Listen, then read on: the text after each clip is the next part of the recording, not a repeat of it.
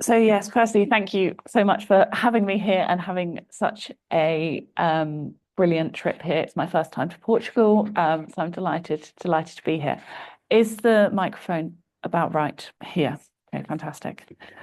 So I just want to firstly acknowledge the collaborators who have helped or participated or been involved with this work throughout. So I would just like to thank Heather Viles, Peter Brimblecombe, the Dunhuang Academy based in China, Plant Life, which is a charity based in the UK, and also Richard Bailey for their work involved in this. So as Joanna has already said, I'm Jenny Richards and based at the University of Oxford. And my research focus is looking at climate and environmental changes and how they impact on heritage. And I try and use a multi-method approach. This is combining modelling with lab and field work.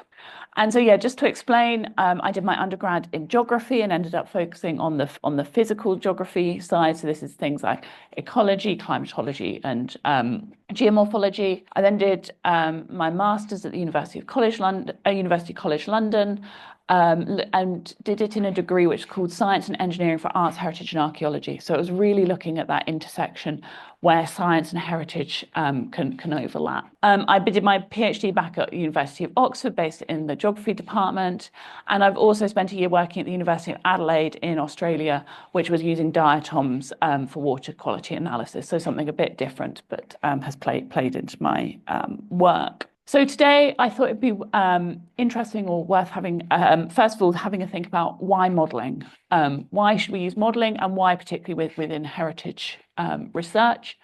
And then try and look at this across a range of scales, starting with the big scales, so starting kind of at the global regional scale, and then filtering down to the site scale of how models can be applied and why they're useful.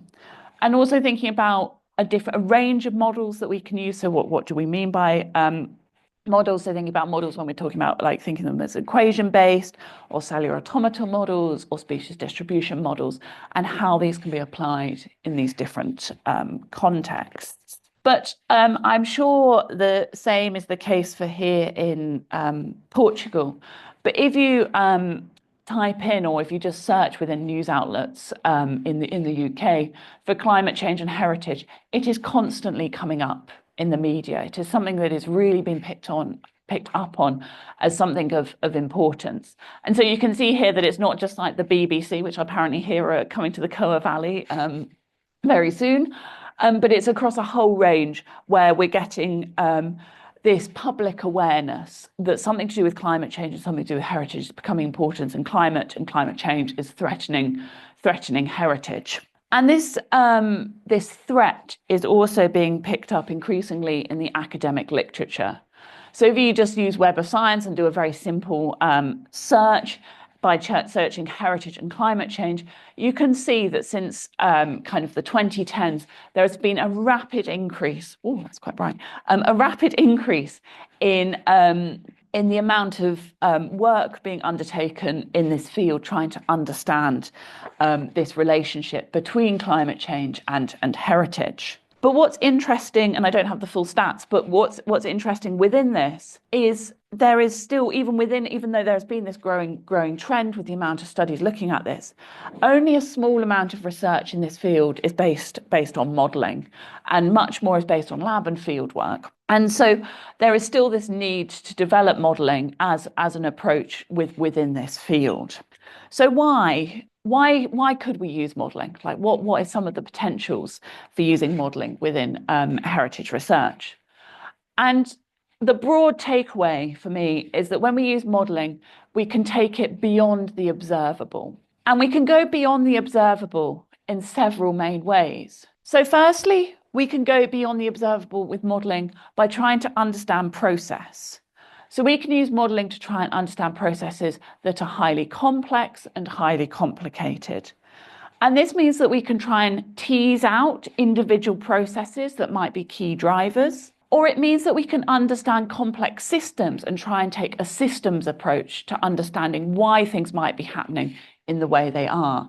So we can use it to go beyond the observable with process, both for try and understand individual, but also potentially synergistic processes acting together.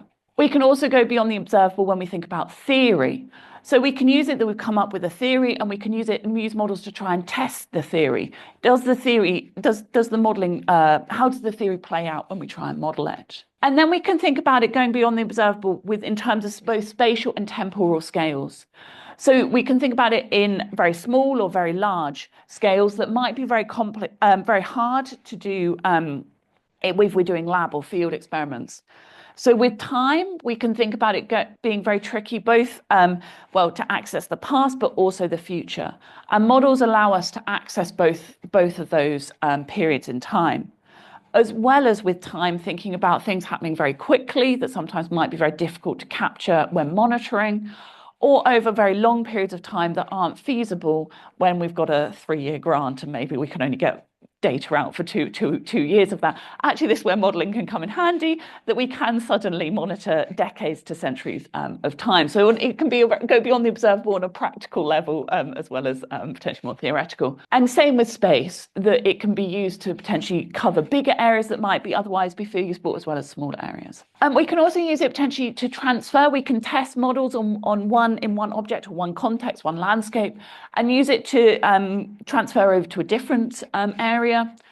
And then we can also think about models being useful in terms of ethics. So we can test extremes that might not be otherwise possible or otherwise be allowed. So we can test extremes that might result in destruction of things, what we can model, but would never be allowed to ethically do in reality, particularly when we're thinking about heritage. And finally, coming to interdisciplinarity. And I think this is where modeling can be actually a really useful tool to start a conversation between two disciplines that might be interrelated or have overlap, but actually are lacking a mutual point where you can come together. And this is where I think modeling can really be of help. And so I was just actually trying to summarize, particularly for heritage. So we can use them as advantages for engaging with heritage objects, trying to vary the situation which they're applied to, both ask and answer questions, and have this two-way transfer of understanding between research and practice. But obviously, I'm also aware, I'm not completely naive, that there are also some challenges. And models will always be imperfect. They can also, by being quite theoretical, they can be perceived quite commonly as artificial constructs. And there's this potential tension between the scale of processes, maybe not mirroring on this process of change, and they also need to be usable. So this can lead to potential tensions arising between whether models are useful within heritage science. And what I hope to show over my use of examples is potentially, if you're on the more questioning side, whether models can be useful, is to try and show you and try and convince you that actually there are some of the benefits of using models within heritage research. One other key concept, which I think is really important and is of importance throughout this talk, is this idea of heritage climatology. And this is something that I'm particularly passionate about, and particularly passionate about developing and applying within this context. And this has come out of a frustration that many climate parameters don't actually capture the processes which are of particular importance to heritage, or what we're trying to understand with heritage.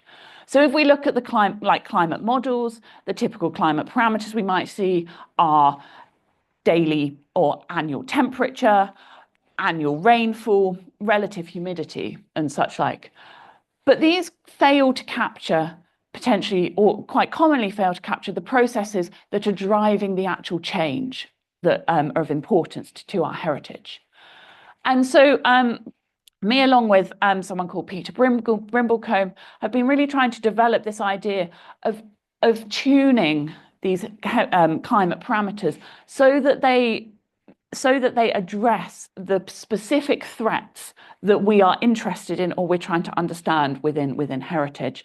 And so trying to develop this idea that we need a climatology for heritage rather than just applying climatology in general to a heritage situation, but we actually need to tune it. So as moving on to thinking about some of my of trying to think about using modelling over multiple scales. I've tried to cover a range of spatial and temporal scales with the examples, thinking over spatial scales of meters to hundreds of kilometers and also months throughout to centuries. And we're going to start at the top, so the big scale, and work down towards the small scale. So starting with the global scale. So thinking about reasons for using models when we're trying to understand global scale understandings. And I think they can be really, really important with trying to develop a strategic level understanding, both for management and policy, as well as understanding processes. They can also be really useful for identifying at a global scale areas or heritage that might be most at risk. And this could be across potentially spatially disparate areas, but the risk could be the same. And with this in mind, also trying to think about networks. So potentially areas that are very at risk, trying to think, okay, how might we be able to learn from each other if we've got areas that are both at risk, but how can we, but are spatially disparate, how can we potentially learn from each other with this? And so we've got two examples that we'll go through. Firstly is the use of the Sheffer index, and then thinking about frost damage. So the Sheffer index is, if I'm sure lots of you will have come across it before, but if you haven't, it tries to model the risk of timber decay. And how it does this is it's a very simple equation that takes the average monthly temperature and it minuses 2, and you times it by the number of days in the month of rainfall. And so with this, we can see and we can start to understand, okay, where might be the places most at risk of timber decay? So any heritage which involves timber, how might that be? Where might be the places that are most at threat? And what we can see here is that when we model it, so this is using the HADGEM3 climate model, is this? Oh, this has got a pointer. So this is modeling the risk of timber decay using the Sheffer index over four 30-year time periods from the 1850s through to the end of the 21st century. And the risk is least in yellow and most in green. And so what we can see here is firstly, where are the areas most at risk? And unsurprisingly, they're in places which are both hot and wet, which, isn't very, doesn't blow your mind most probably. So areas around the equator. But we can also then start to see what are the changes over time. And this is where it potentially becomes interesting. So between the 1850s, as we're cycling through, to into the 1900s, there's very little expansion of the area which is at risk of Sheffer index. But suddenly, as we go through the 21st century, we are seeing a rapid expansion of areas at risk of Sheffer, particularly in areas where previously there was very low risk. We're suddenly seeing areas that are suddenly warming, and so therefore becoming much more susceptible to the risk of timber. And so this can be very useful to understand from management decision-making, perspective, is it can start us to try and think and future-proof management strategies. So we can think, okay, right, if our country is in an area where this is suddenly going to become an increasingly expanding risk, how might we be able to start implementing strategies that might try and help prevent or protect our timber heritage from happening from this? And we can also then see within this areas that, for example, we've got areas, in China, that in the north of China, which had previously not had risk of timber decay from, according to the Sheffer index, suddenly increasing the risk. And so potentially heritage conservators in the north could be looking to conservators in the south to try and be learning from what people are doing elsewhere to inform their strategies. But of course, this has just been modelled with one model under a high emission scenario. And as we all know, with climate models or with models, there are inherent uncertainties attached to them. And this is particularly important because in many parts of the world, rainfall is particularly poorly constrained within climate models. And so what we need to do is we also need to understand the uncertainty. So this has given us one projection for the Sheffer index, but different climate models project things differently.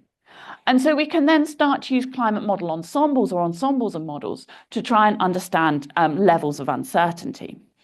And so here we took Africa. So Africa is particularly poorly constrained with rainfall over Africa, and looked at the CMIP6 climate models. These are the ones which the IPCC use, and modelled what do they say in terms of the change in Sheffer index for the period over the start of the 21st century compared to the end of the 21st century. And if you just squint at these, you can see that they broadly show the same geographical pattern, where pretty much we've got an increase almost everywhere, with the greatest increase over the equator.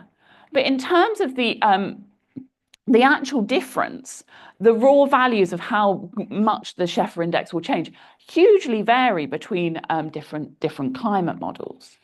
And so again, this shows the importance of, when using models, to understand the uncertainties that you are working with, not just taking one model and taking it as the truth, but actually understanding, okay, what are the limitations and how can we start to unpick, or at least understand our results within the broader constraints of the model.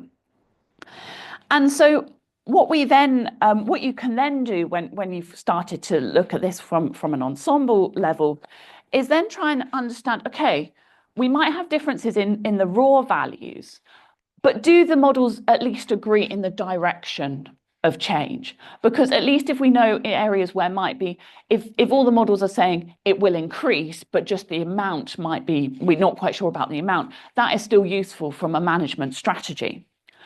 And so what you can then do is start to unpick it. So here we have got three kind of types of the Sheffer index. So here on the end one, if we start kind of the wrong way around, is the temperature component from the Sheffer index. So if we go back to the equation, we've got this temperature component, we've got this rainfall component, and then we've got the whole thing. And so if we take the temperature component, what we can see is where you've got the dot is that at least 12 of the 13 models that we looked at agreed with the direction of change. And so when we take the temperature component, almost all models agree with the direction of change over the whole of Africa.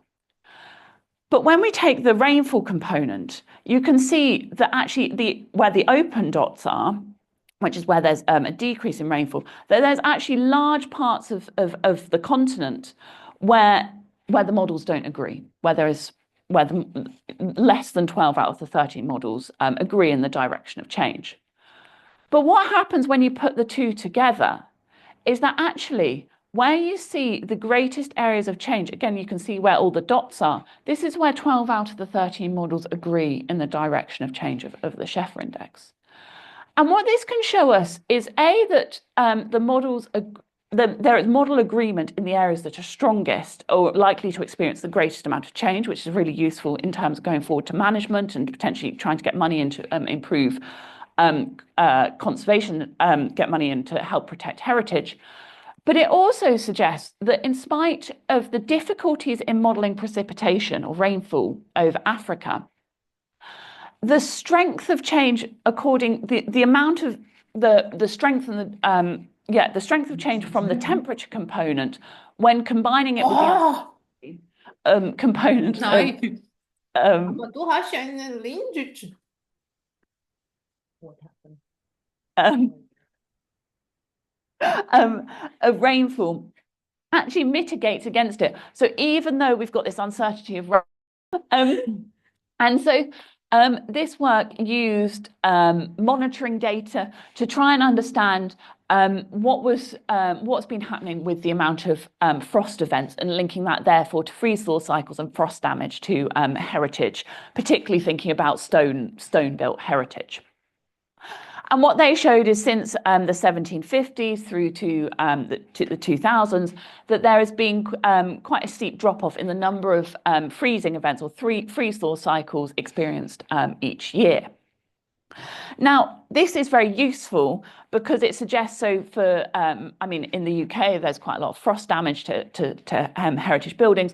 And so there was quite a lot of conservation effort going into minimising the frost damage. But of course, in a warming world, in the UK, there's going to be less less frost, and therefore we don't need to be investing so much money into trying to minimize frost damage risks. But freeze-thaw cycles are only one way of thinking about frost damage. And so again, thinking about the processes that are actually causing the harm to heritage buildings. When we're thinking about frost damage, we also actually need to think about the times when you're getting really cold events, or for us, thinking about deep frost days, which we consider to be something below -5. And this is really important for thinking in a heritage context, because it means that it's not just the surface that is experiencing the frost or the freezing event, but it actually is where it's, so below -5 is where you start to get the internal, so much deeper freezing of the structure, and so it can lead to much more severe frost damage and deterioration occurring. And similarly, actually, some of the most deteriorative frost damage occurs when you have rainfall followed by a freezing event. So you've got saturated material that then gets frozen and can lead to some of the most rapid decay of materials. So again, when going back to this heritage climatology, freeze-thaw cycles is, a good start, but it doesn't tell us everything. And also thinking about in Europe, I mean, particularly in southern Europe, where we're getting warmer events with much less frost damage, we don't particularly, this might freeze-thaw doesn't potentially have the most interesting, or is just becoming less of a threat.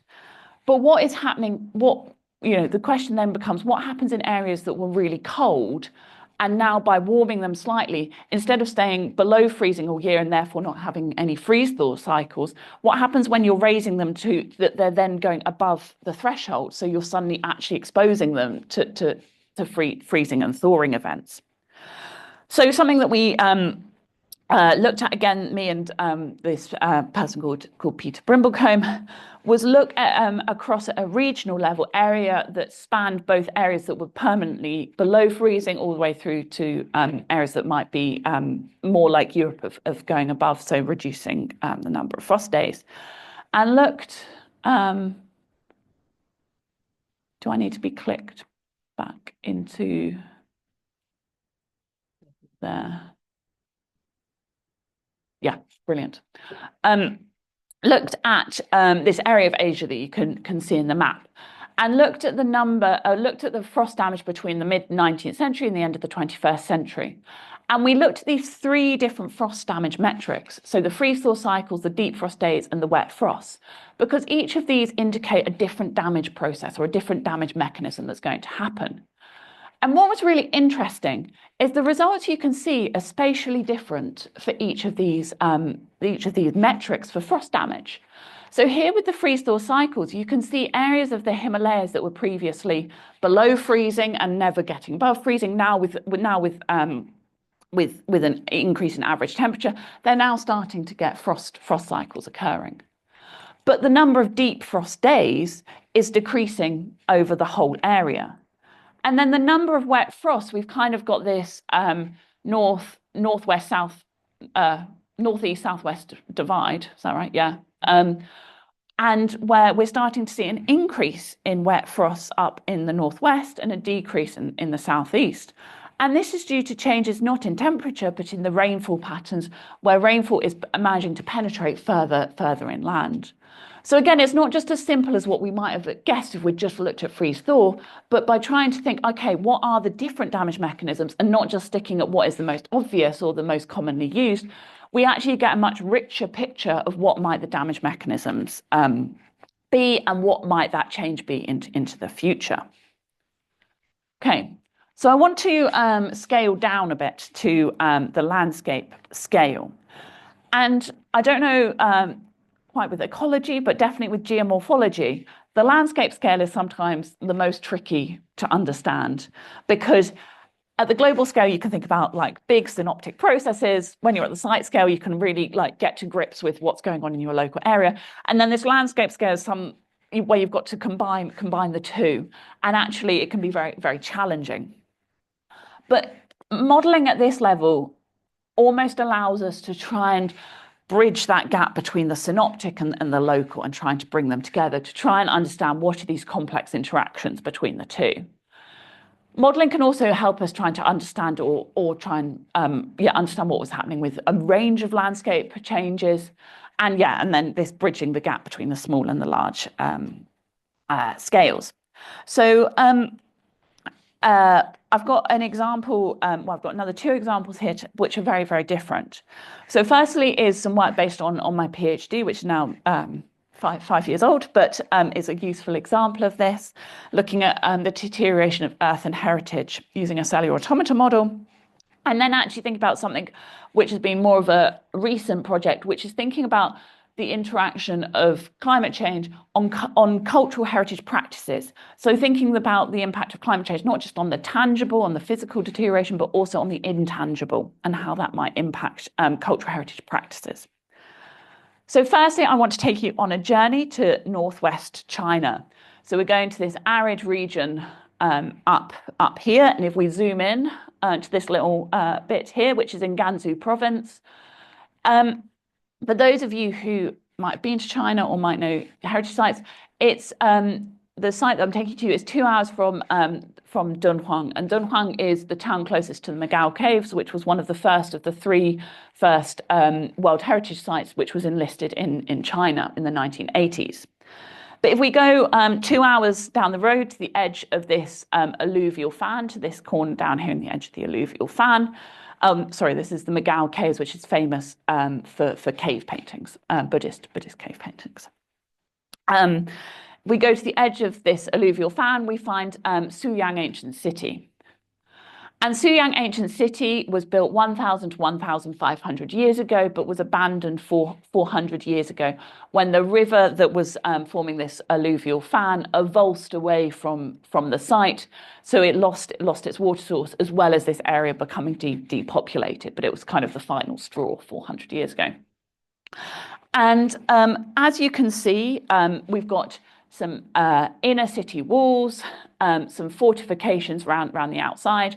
And this settlement was both a fortification as well as a communication settlement. So it was on the I've lost my words. It was like on the edge of the territory.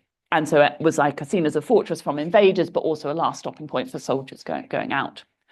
And one of the big questions here is that it's made of rammed earth, where you pour earth into a mold, literally ram it down, and then you build it up in layers to create your walls.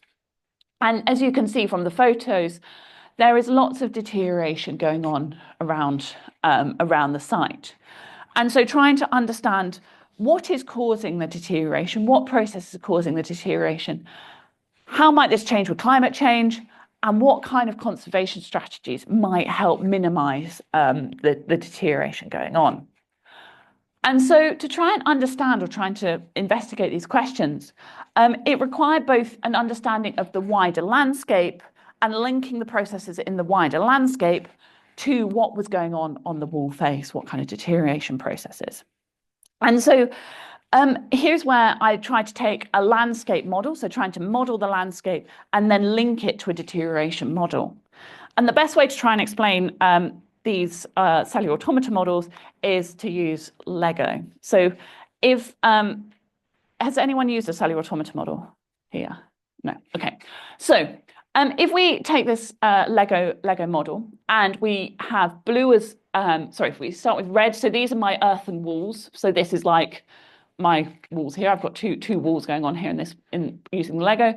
We've got vegetation in the model, which is the blue shrubs and the white grass, and then the yellow is sand that's being blown across the environment. And so if we take this model, we on each iteration of the model, it goes through each one of these squares, so each one of the Lego blocks. And what happens is in the model, what happens to this sand will depend both on what's happening in that cell, but what is also happening in the cells around it. So if there is sand moving in the cells around it, it will also be more likely to move downwind. So what we can see is when the wind blows, this this block of sediment might be moved downwind. So this could be like time step 1. And then you might have time step 2. And so here we've seen that there's been some more sediment blown along. And then time step 3. And here we've now had some more sediment be blown downwind. And now we've started seeing that, we're getting sediment built up against this wall. And so what we can do then with it, and sorry, time step 4. So you've now got a dune forming within this against this wall.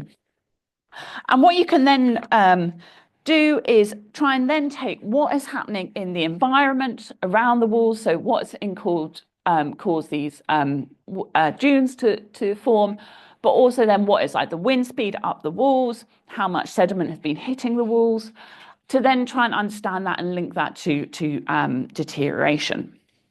And so if you want to try and provide more of a formal scape of the model rather than using Lego, we've got the environmental modules. This is what was forming the dunes. And then taking that in terms of the environmental conditions that were happening at the wall face and inputting that into what is causing the deterioration to happen. And then that informs the risk of deterioration that is going on. But the other way is just to think about it in terms of Lego. And so what we can then use that is when we take like a section of wall, is we can run it under different conditions. And so here in B to E, we have got a range of different conditions. So in B, we've got sheltered from the wind and sheltered from the rain. C, we've got exposed to the wind but sheltered from the rain. D is sheltered from the wind and exposed to rain. And E is when you've got it exposed to all of them. Exposed to both wind and rain. And what you're seeing in terms of the colours on your section of wall is white is where there's a low risk of deterioration, and dark is where you've got a high risk of deterioration. And actually around the site, by having the kind of very square structure, is that you have all of these different conditions occurring depending on what the aspect of the wall face and the prevailing wind. And so what we can see is that on areas which are sheltered both from the wind and rain, we're getting some speckledy risk of deterioration kind of evenly across the wall face. And that fits kind of with the walls that are sheltered from the prevailing wind and rain. And then interestingly, as you run the model with these different conditions, when you've got it sheltered from the wind but exposed from the rain, you get kind of these drape-like features of risk of deterioration coming down your wall face. And this very much fits the drape-like features that do occur on the wall face as you go along. And then finally, when you're exposed to both, you almost get more of this sheet-like effect. Rather than like these individual drips, you get a whole sheet occurring, which again is what you see when you are at the site, when you've got walls that are exposed to both. So this means that once you've got a model like this, you can start running it under different conditions. So we can start running it under different climate scenarios. So for this area of northwest China, we've got a whole range. The models aren't well resolved. And so we can run it under a range of different wind conditions and rainfall conditions that match the ranges that we see in the climate models, and see what happens to the risk of deterioration and where they occur. And we can see, so under 5 meters, if we get an increased wind velocity, that this is actually where we see the greatest amount of change and deterioration. And we see it at the top of where the dune would be forming. So actually where you've got sand buildup, that then protects the wall from deterioration, and it's above where that dune forms that causes the problem. But also means that we can test like implementing windbreaks. So we can add windbreaks into the model, and we can change the vegetation. How does that impact the range of deterioration that occurs? And here again, we can see that by changing the vegetation cover, the natural vegetation cover, here is where we actually decrease the risk of deterioration the most. So it provides us with a tool, and it provides us with a tool that we can actually change the settings in a way that doesn't require lots of time or money at the site, or risk causing potentially more harm at the site than you intended, to at least start exploring these conditions. So I now just want to take you a bit closer to home. And so I grew up in the Fens in the UK. Now, the Fens is this area in the east of England, which is incredibly flat. And it's actually got a lot of similarities with the Netherlands. And it also involved people from the Netherlands coming over to teach people how to drain this area. And so it's now it's basically farmland, drained farmland. But by being incredibly flat and quite wet, means that in winter, you get an awful lot of shallow flooding occurring. And when in winter this freezes, you get vast amounts, or you historically got vast amounts of ice that formed. And fenland skating was a really important local tradition to the area. That in winter you would have, that suddenly you would get these big freezes and everyone would come out and skate. And so in like the 1850s, with the development of the railway, you would literally get thousands of people coming on the trains up from London to come and participate in races. And these continued throughout the 1900s. My grandparents were farmers in the Fens, and they talked about this constantly. As soon as it would freeze, everyone would be out. It was a really important sport for the area. But of course, with warming, will this be able to continue? And so this was something that I was really interested in terms of climate change having an impact on the intangible, or on these cultural practices. And again, thinking about what are the metrics, what are the important metrics for this? It's not just, does it drop below freezing 1? When you start investigating it and actually thinking about and using, so this was developed using local knowledge and newspaper archives, that in order to have the right type of ice for skating, you either need to have 4 nights in a row that are below -4, 3 nights that are below -5, or 2 nights that are below -8 in order to get the depth of ice needed for skating, and not rising above 2 degrees in the day so it doesn't thaw out through the day. And what happens when we try and model this of what might happen in the future is that we start to see that the number of freezes, skating freezes per decade, rapidly drops off as we go forward through this century. And the duration of before they start thawing is also dropping off. Now, again, this is kind of unsurprising. We know that the world is warming and that this will affect the number of freezes. But what is also interesting to think about from this is that here with the practice of skating, it's not just the conditions that are important, but it's also the knowledge. It's the knowledge of where are the best places in the landscape where you get the best skating conditions. So, for example, this wonky telegraph pole is known at the moment to be one of the first places that if it freezes, it will be that if it's cold, this will be one of the first places that you can skate. And it's known that this is the telegraph pole to go and see. But if the skating freezes become so rare, we might end up in a position where actually they're so infrequent that the knowledge isn't being able to be passed down as we go forward into the future. So even if we do have a cold snap, people might not know where is the best places to go to skate. So just to then go down to the site scale and thinking about local interactions.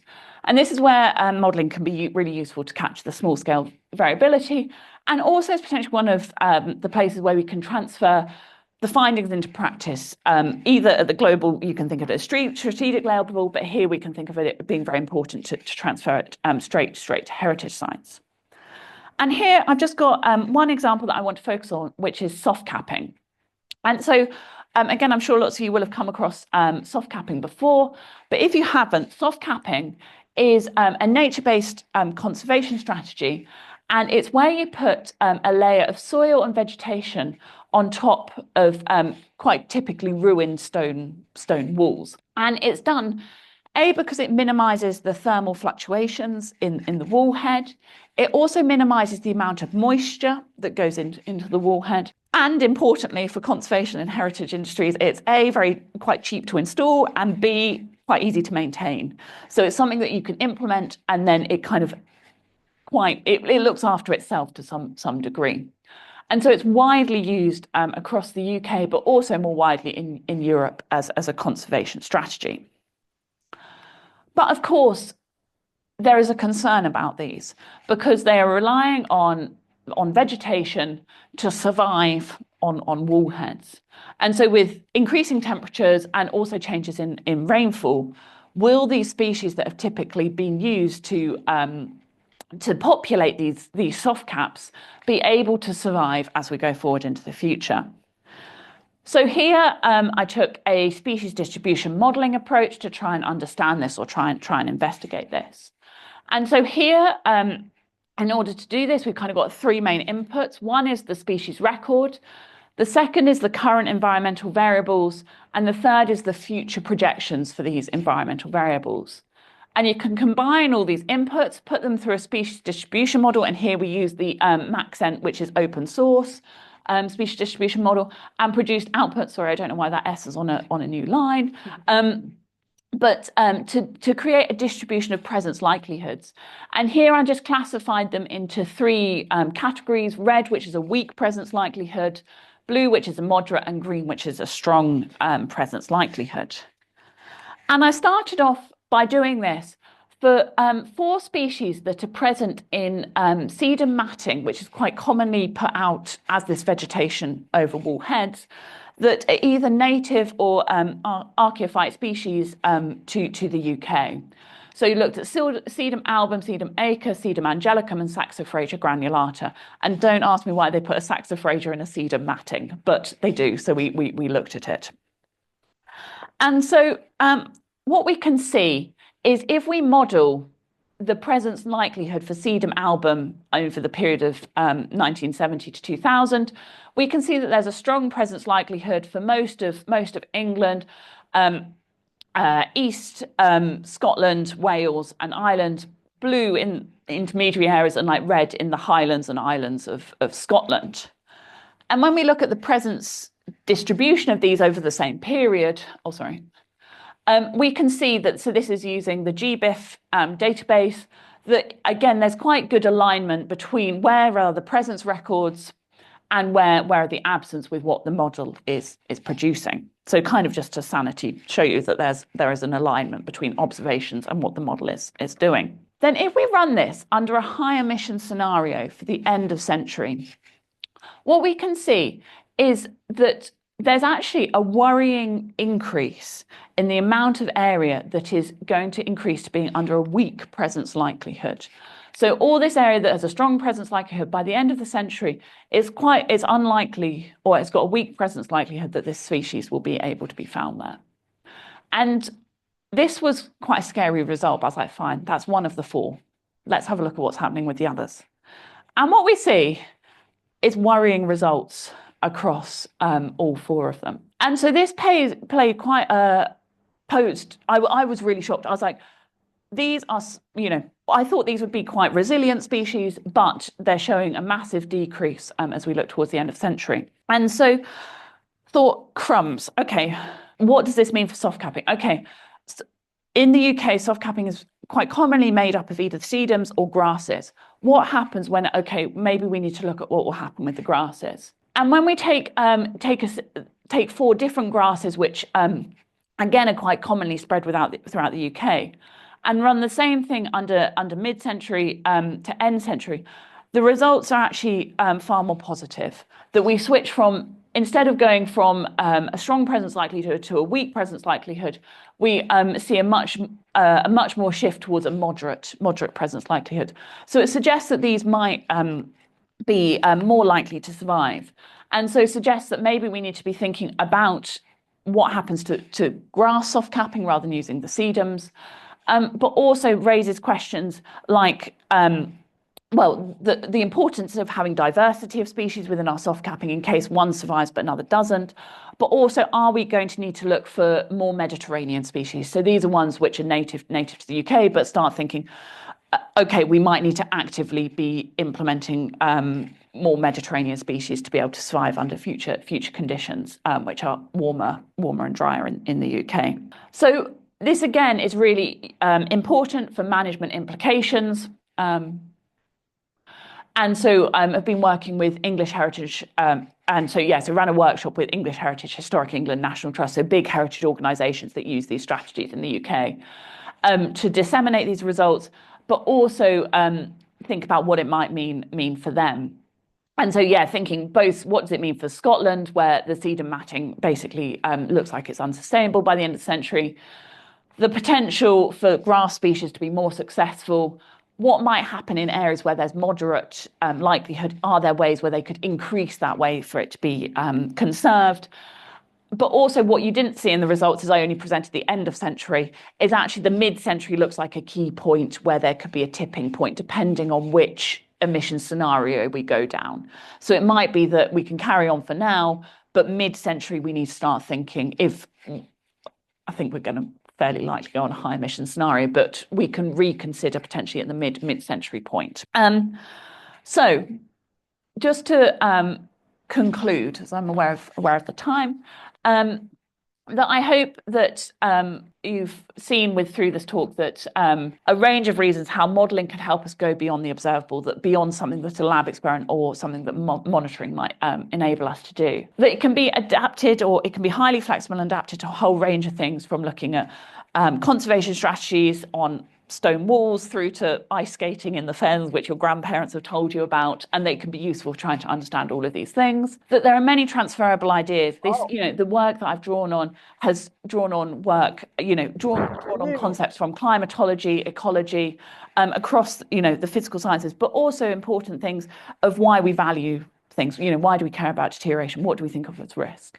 And then therefore that this can be really useful for trying to understand things and trying to work in an interdisciplinary manner, which for me is really, really important. So just finally, again, thank you to collaborators who've been important who've really had lots of input, and I couldn't have done this work without them.